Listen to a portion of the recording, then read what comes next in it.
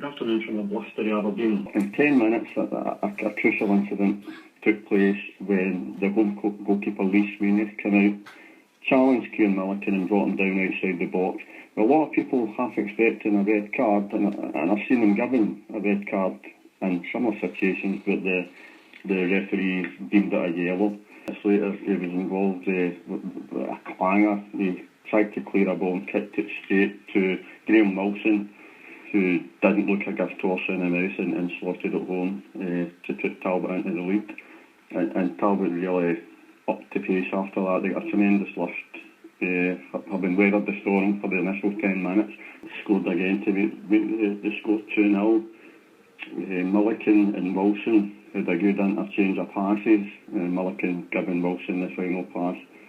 Cracking chance, cracking shot again, and Wilson made it 2-0. And Talbot were really running amok. They threatened to sort of put the game to bed before half time. Brian Young got a cracking low hard cross across the face of goal, just begging for somebody to tap it in, but it eluded everyone. And then a good shot from Milliken brought out an equally good save from the keeper Sweeney. And again, as the clock ticked down, a fantastic move between Gordon Pope, Young and Shankland. Ended up with a shot from Shankland, but just went over the bar. And bizarrely, Hermes finished the half the way they had started it.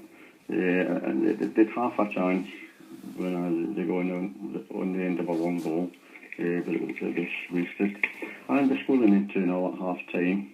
And again, it was as you were in the second half. Wilson and Shankland combined. Shankland shot just past, and goal scorer Graham Wilson set up the crucial third goal, which really finished the game as a contest. Put in a smashing cross, which was met by Dwayne Hislop and headed home 3-0. And it was no surprise when Wilson got his hat-trick, made it 4-0 with 71 minutes played. Gordon Pope had a cracking cross, Campbell laid it off, and Wilson made no mistake from close range. And basically, that was game-setting match to Talbot. They really did play a fantastic professional performance. Tommy Sloan had watched Hermes himself, travelled up here to watch him, and you could tell his tactics were absolutely spot on. And to sort of illustrate Talbot's attitude to the game, the substitute Stephen Wilson, he chased a lost cause with minutes remaining, and he could have would have been understandable if he'd let the ball run out, but he chased it, ended up almost led to the first goal after he passed the ball to James Lacker. And ironically, as it ended the first half, Hermes entered the second half, they clapped on the Talbot bar. And again, to even allow them a goal would have been an injustice, because it was such a great performance for Talbot, and they look forward to the next round. And thanks to Frank Cassidy for opening today's Kicktalk Reboot. It's now on to the Stagecoach Premier Division results. Atherley 3, Pollock 1, Hullford 4, Beath 0, Petershill 1, Glenafton 1, Chesterton 4, Irvine Meadow 0, Troon 0, Kilbirnie 1. Stagecoach Super League First Division, Bellshill 2, Winton 0, Clydebank 5, Cumbernauld 0, Cumnock 1, Kilsyth 3, Kilwinning 4, Blantyre 0, Maybole 1, Largs 3, Rutherglen 1, Yoka 1, Shottsbunnicod 2, Greenock 2. Ayrshire District League, Rye 1 and Bank 4, Darvel 3, Ardere 0, Irvine 6, Muirkirk 1, Salcoats 2, Lugar 2, Whitlets 1, Kello 1. West of Scotland Central District First, Dunnypace 0, Lesmahagle 5, Johnsonborough 1, Renfrew 2, Larkhall 0, Neilston 0, Maryhill 3, Vale of Clyde 0, St Anthony's 3, St Rochs 2, Thornywood 3, Rossvale 1, Wishaw 5, Carluke 3. Central District Second, Ashfield 1, Port Glasgow 2, Benburb 0, Cambuslang 1, East Kilbride 4, Glasgow Pershall 1. Fourth Wanderers 2, Vale of Leven 1. Gardcairn 1, Royal Albert 1. Newmains 0, Lanark United 3. The score at Ladywell Stadium was Maybole 1, Largs Thistle 3. Maybole got off to a great start in a Stagecoach First Division League match. They scored after only 2 minutes. It was a cross into the box from a corner, and James Marks for Largs. His miscued defensive clearance went right back into the danger area, and there was Mackay to prod home from 2 yards out. So that set the tone for the early pace of this game. Maybole had a few other chances. Largs also responded with Graham Muir hitting a diagonal shot which just went wide. Now, Largs equalised around about the 35-minute mark, and it was a long ball up the park. Sean Pearce raced on and was chopped down as he entered the box. Glenn Thompson stepped up to take the penalty kick, and ex-Largs keeper Grant Weir, he made a good save, and he nearly stopped Kieran Friel's rebound, but Friel was there again to pounce, 1 each at half-time. So it was all to play for. It'd been a lively encounter up to that point, and Largs actually took the game by the scruff of the neck, second half, and it was a great goal. James Marks slamming home from quite a good ball into the box, and then towards the end of the second half it was another good goal, this time coming from Willie McClure, a pinball wizard in the area. Grant Weir made again 2 or 3 good saves, but McClure made no mistake with his opportunity. So 3-1 to Largs, and Largs could have racked up more goals in the end. Maybole did have their chances, and they had an excellent opportunity to score, but Largs keeper Ross Lundy was there to deny him. So the final score at Ladywell Stadium: Maybole 1, Largs Thistle 3. Calum Corral for Kicktalk. Great, Stuart. A great victory today. Real battle down at Maybole. We knew it was going to be hard today, Calum. It was going to be a battle. They've been doing well, got a lot of good results lately. So we knew we had to be competing first and foremost, and I think we've done that. But at times the quality wasn't there. It was a real body blow, though, obviously the opening goal, first few minutes. Yep. But you get a game plan, and then you lose a goal in the first minute, and everything's out the window. So, but the boys managed to keep themselves together, kept battling away, and obviously we got the penalty, and Big Kieran's followed it in well. So that was a good goal to get, and I think that kind of took the pressure off us a wee bit. But then you still need that second goal. Largs really kind of stepped up after that, and the second goal was obviously crucial because it was a dicey part in the game. Yep. As I says, they could they'd a couple of chances as well. Although I feel we had most of the play, so I thought we were the better team over the game. But to get that second goal, because we did have opportunities to get that second goal.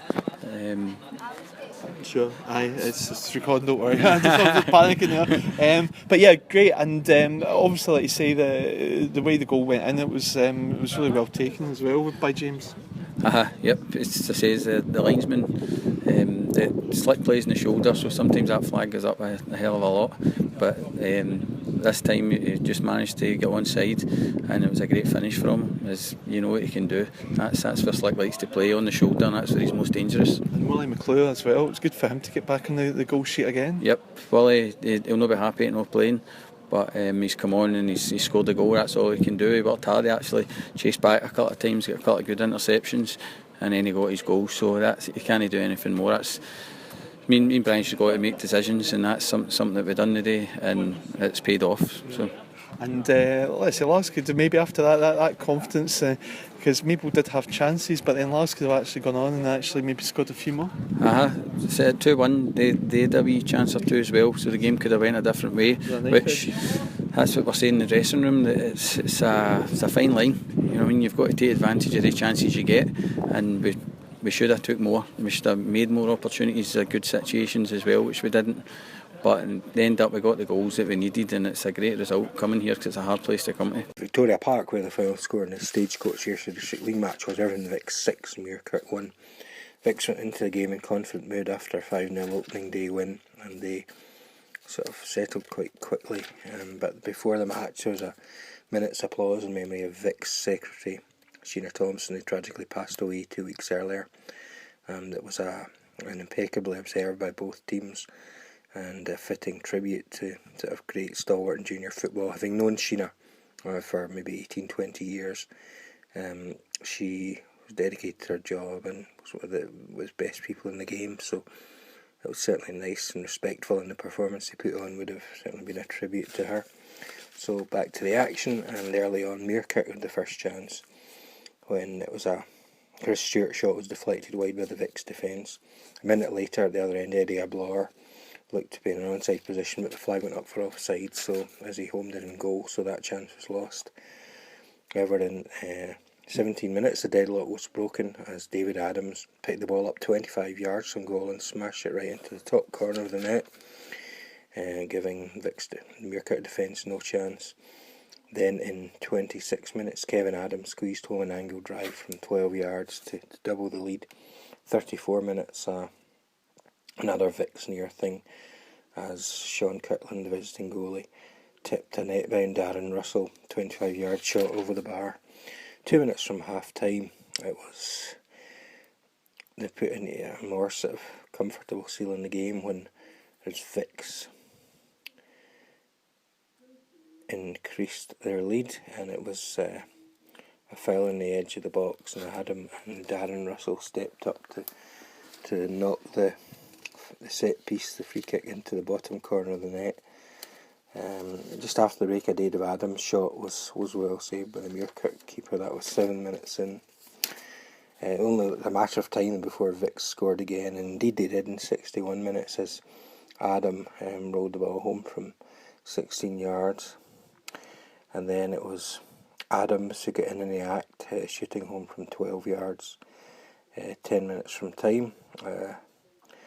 Then 6 minutes later, Muirkirk pulled a goal back when the unchallenged Graham Condon shot home from 12 yards. Then a minute from time, Kevin Adams' shot into the box was handled by a Muirkirk defender, and the same player stepped up to net from the spot and seal his hat-trick. So from Victoria Parkway, the final score in this Stagecoach Ayrshire District League match was Irvine Vic's 6, Muirkirk 1. It's Stewart McConnell for Kicktalk. Joined now by Stevie Olsen, Irvine Vic's manager. Quite pleased with the performance today, Stevie? Yeah, it's one of the games where you underestimate it, you end up falling short, you know. So it was kind of drummed into the boys all week, not to underestimate Muirkirk. Obviously with George Grierson and that up there, there would have been an improvement. They had a decent shape about as they tried to press a wee bit high in the first half, which we managed to get in behind them. We had to be a wee bit patient, but once we got our first couple of goals, I thought we're kind of mule control, to be honest. So really pleased. Really pleased. Strikers between them and a hat-trick. Well, last week we had Kevin Adam on 2 and Eddie Ablour on 2 last week, and we've asked them to keep their tallies going. And Kevin scored a hat-trick today, and Davy Adams has popped up with 2. I thought the front three worked really hard. They done really well for us, linking up and holding up the play, bringing others into the game. So no, really pleased. Quite really pleased in the first 2 games. It's like 11 goals scored and 1 against. But as we say, we've got real firepower in the team, and if you don't use it, then it's going to you're going to leave yourself short. You must be pleased that these guys have stayed on, because they've dropped down the league and they're quite loyal.